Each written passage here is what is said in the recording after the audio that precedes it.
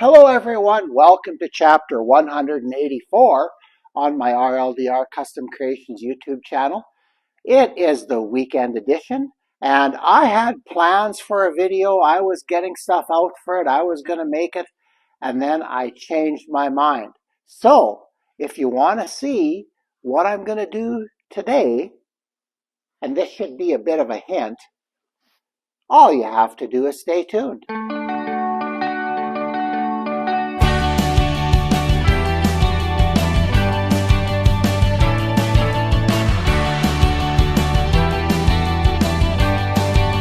Well, me doing the introduction by the lathe, like I said, was a bit of a hint. I'm going to make a modification to the tailstock of this lathe in this weekend edition, just to kind of get the thought process going as to how I can make locking my tailstock into position a little bit easier. But before we do that, this is my Laguna 2436. It's one of the few tools in this shop that I bought brand new, and I've absolutely loved it. Yes, there arguably are better lathes out there, but they come with that inflated price tag, like a Robust or a One-Way or, any of the other really high-end lathes. Yeah, they're great, but I can't afford that. I simply can't. And it just worked out with this lathe that a little bit of horse trading and a couple of little deals went through and allowed me to afford this lathe. So, like I say, it's not the Lamborghini, but it's the good Chevy pickup of lathes. It's reliable. Okay, Ram pickup, because that's what I drive now. But anyway, I bought this thing in 2017. And I have really done very little to it. I've used it moderately through the first, up until the last 2 years when I've been retired. I've been running it a little more. But up until then, it saw light use. The only issue that I've had with it is this last spring, when I had one student turning on this lathe, the relay on this switch side here went out, and it wouldn't work with this switch, but I could switch the panel to remote and use this one. So that is the only problem. And I had Todd from Geltronics in Saskatoon come out and take a look at it. And I think right now where it is he's looking for a relay for me. To be honest, I've kind of forgotten, because he got it so that it would work sporadically, like it'll work 3 times and then the next 2 it won't switch on. So I just hit the remote. I work off of this panel now till I get repairs, and that's the way it's going to be. But I don't know, I see that as a reasonable amount of repair for what, 2017 to 2025, 8 years of use.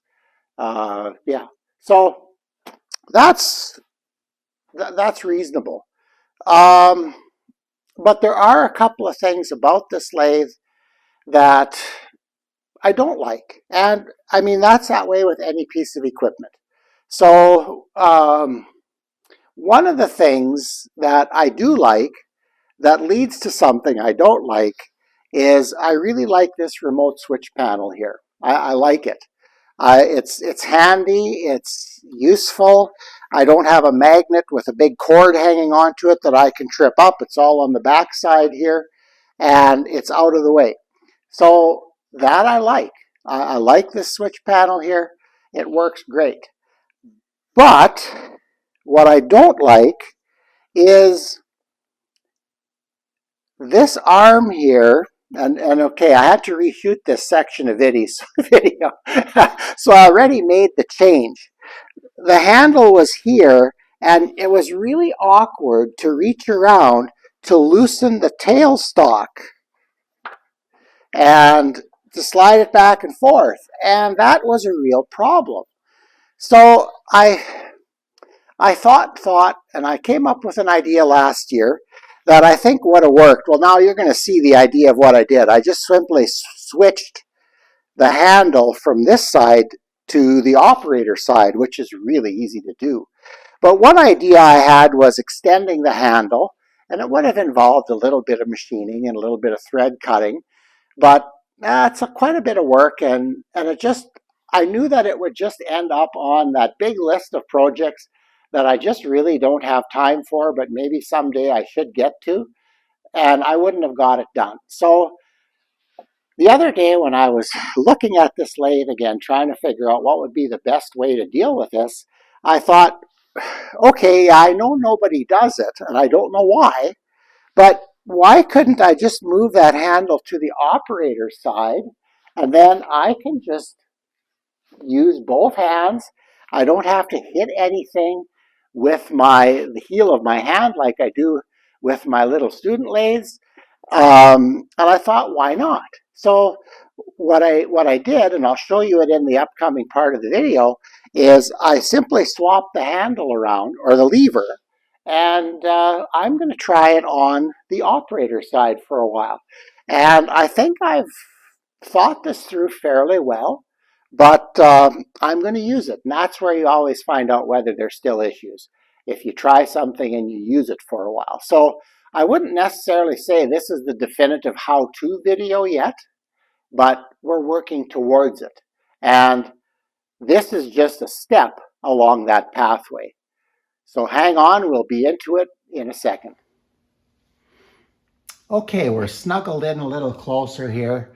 Hopefully you can see all of this. This is really, really simple to do. There's a larger E-clip here holding this all together. So all I'm going to do is take a screwdriver and get under the E-clip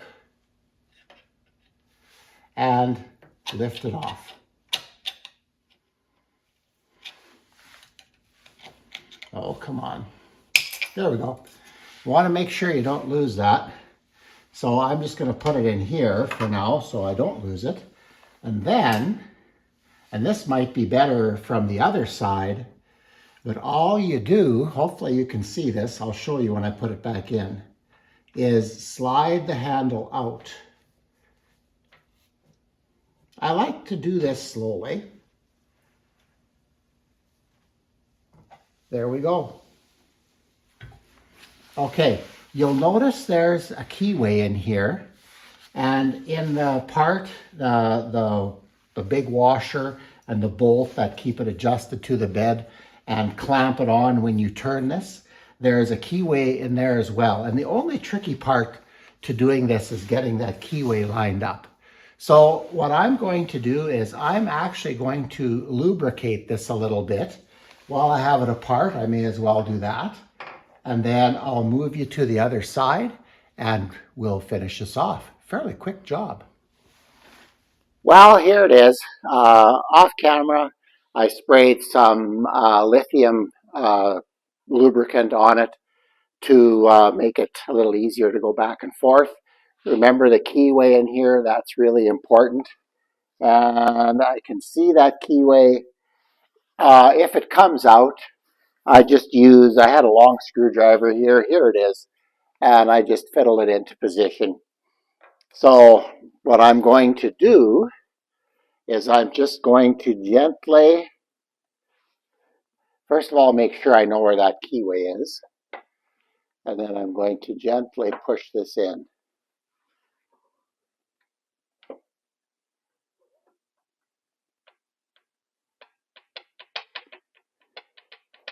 The second half goes a little harder, and there I have a little bit of an excess of lithium grease that's come off, and that's okay.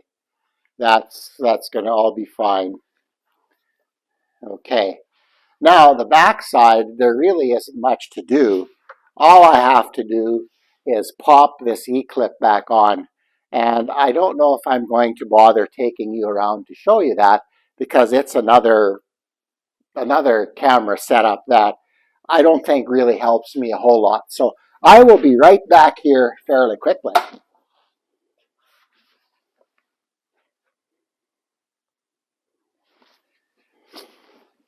Okay, well, the E-clip is installed. Now there is another thing that should really be moved. And there's a rest that holds the handle. Now it's on the back on this side because the handle's tilting this way. So that's reversed now. And if I wanted to put it here, I could drill and tap a hole, but I'm going to experiment with this a little bit before I do anything. So I think I'm going to move you back a little bit. This is almost like a minute or two to do. This is the easiest modification I've ever made. So I'm going to move you back a bit and show you how this is going to work.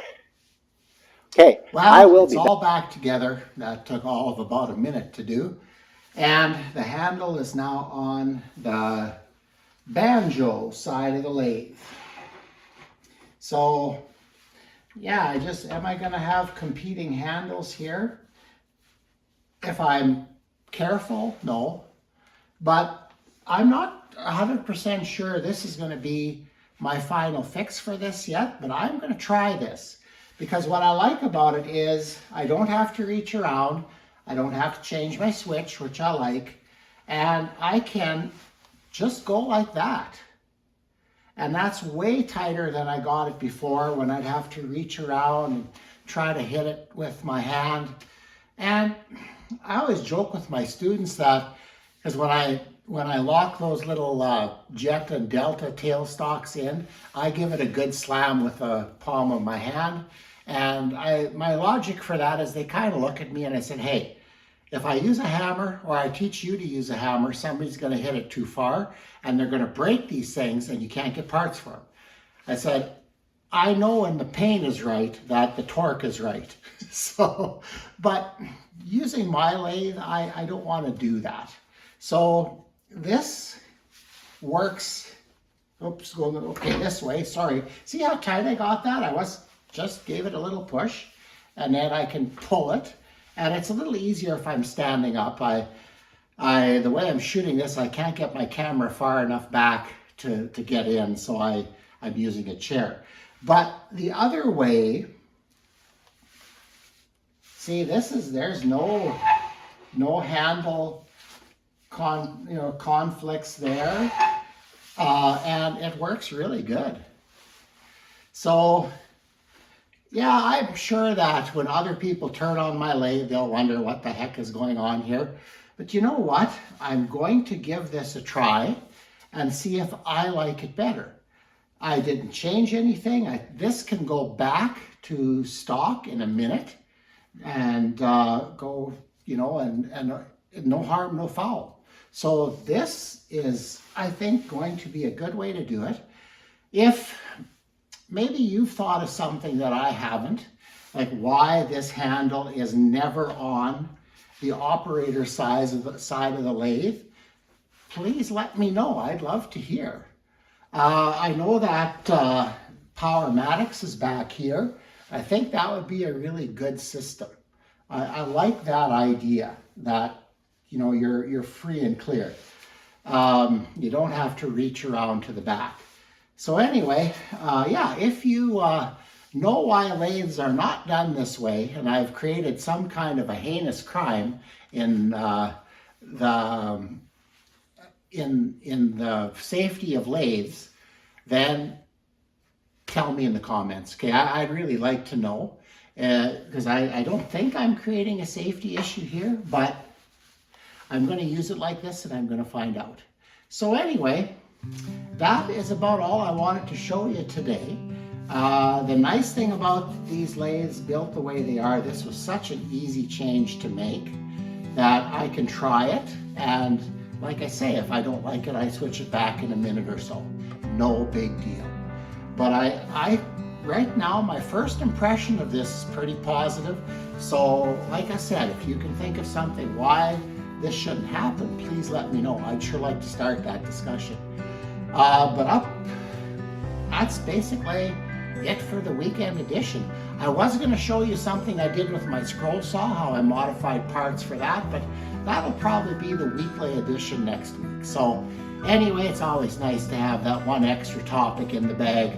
a little bit ahead of time. So anyway, with that, thank you for watching. Please remember to like, share, and subscribe. Speaking of subscribing, we've kind of hit a flat spot now, so be nice if you could convince some of your relatives or whatever, or friends, to subscribe. It doesn't cost anything, you don't have to sign anything, and it helps me out. So if you'd be willing to do that, that'd be wonderful. So I've got some plans to work on the playhouse this weekend. We're starting to put soffit in the attic part, and I'll show you a little picture of that later on. But anyway, yeah, I think I'll have a good Saturday and Sunday. And Monday, we're back prepping for teaching on Tuesday and Wednesday. So we will see you towards the middle of next week. So have a great weekend, everybody.